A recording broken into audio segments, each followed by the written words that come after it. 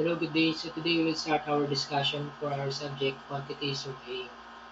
Quantity surveying is broadly concerned with the estimation, planning, and cost control of the project. Meron tatlong stages, main stages yung isang project. Okay, project. So, the first one is the planning. Pangalawa, bidding. And lastly, the construction. So, ito yung mga main stages ng isang project. So, anong role ng isang quantity surveyor sa tatlong stages na to? Una, si quantity surveyor may be included in the conduct of feasibility study. For example, yung isang may-ari, gusto niyang magpagawa or mag-install ng solar harvesting system sa isang building niya. And so, yung role ng quantity surveyor, yun, mag-conduct ng feasibility study, kung meron ba magiging benefit yung pag-install ng solar harvesting system. Okay? So, yun yung trabaho ni quantity surveyor. Now, after the conduct ng feasibility study, kapag may benefit, in the long run, makukuha niya yung ginastos niya dun sa investment. So, dun na mag-start yung planning. Gagawin yung plano. So, sa pag-conduct ng plano, dyan napapasok yung mga different professional. Sino ba yung mga yun?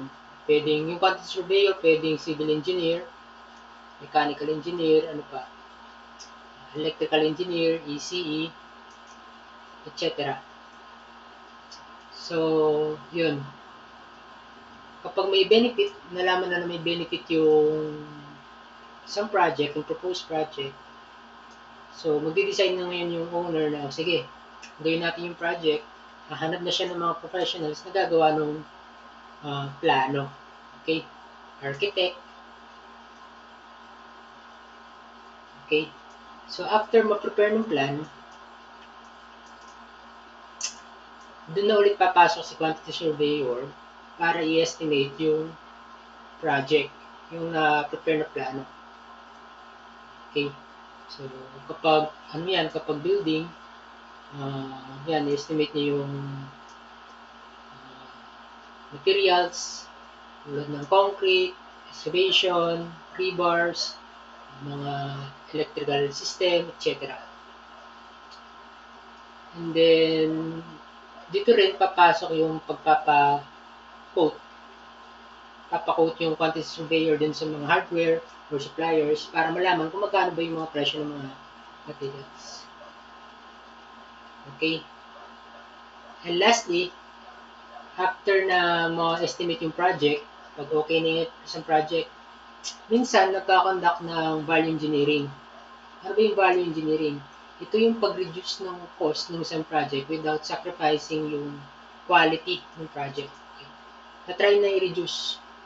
Maybe may part na i-optimize yung design sa structural, sa electrical, etc. Okay, so ganun yung value engineering. It is the engineer wherein we are reducing the cost of the project without sacrificing the quality of the project. For example, yung isang column,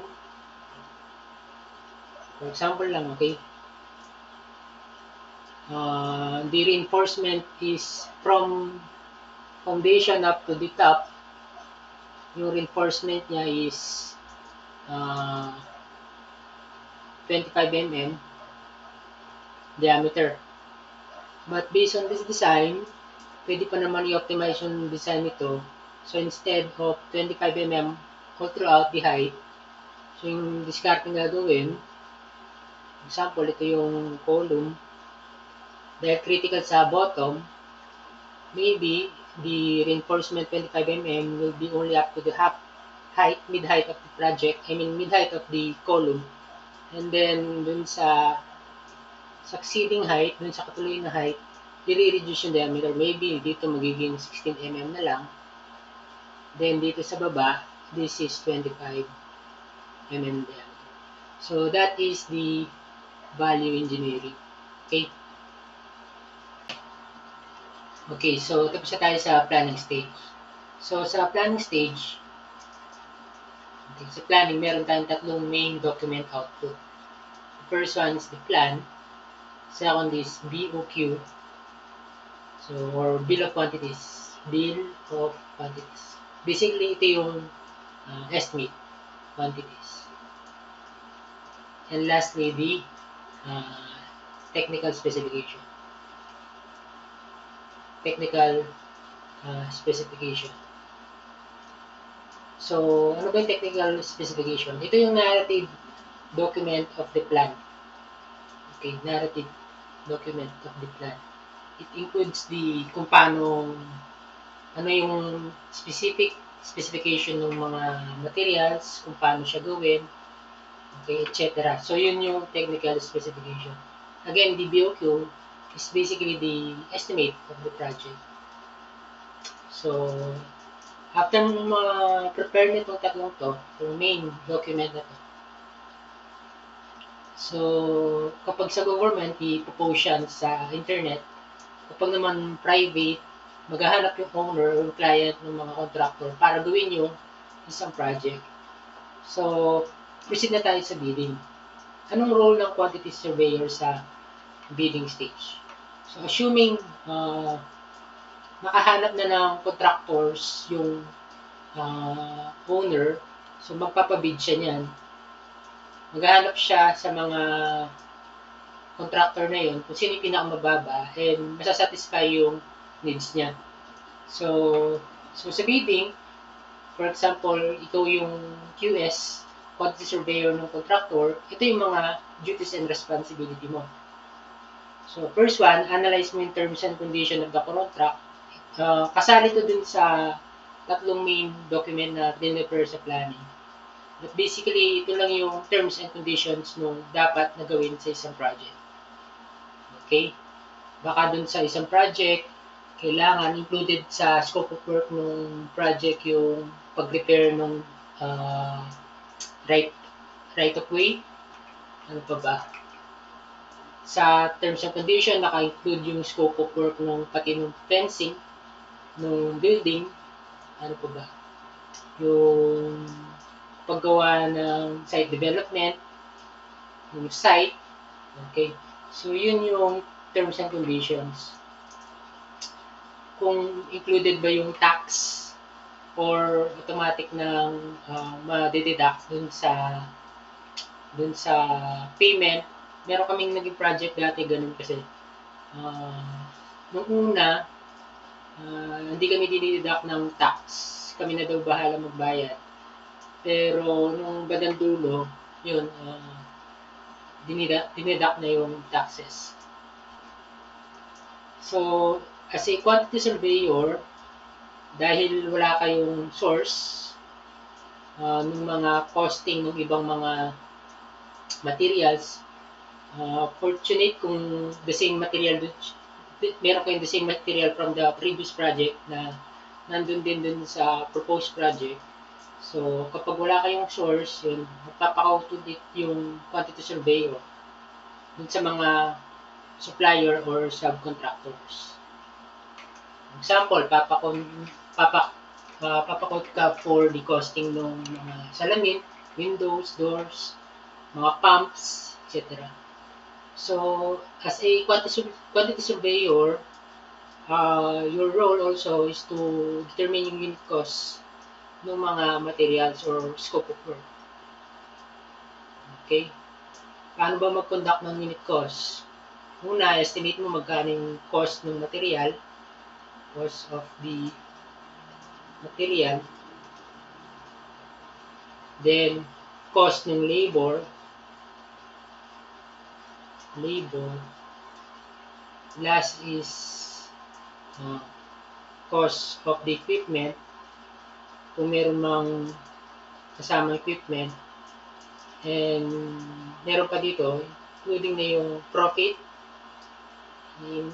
i-estimate yung profit, taxes, etc.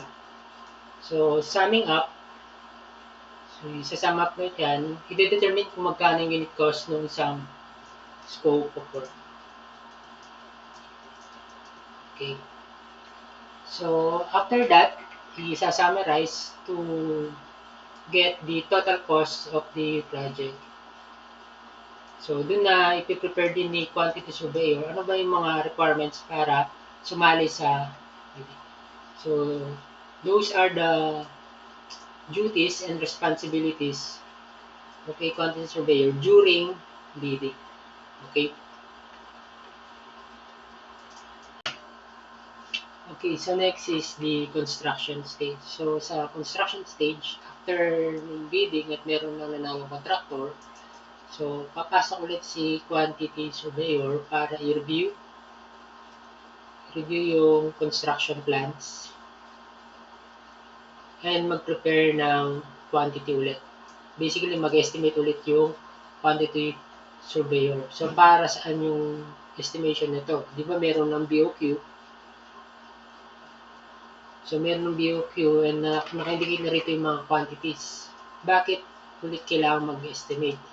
It is because yung mga quantity dito sa BOQ are approximate quantities with allowances. So, sa June construction, kailangan ulit mag-estimate para malaman kung ilan ba yung exact or with some allowances na kailangan para sa actual construction. Okay.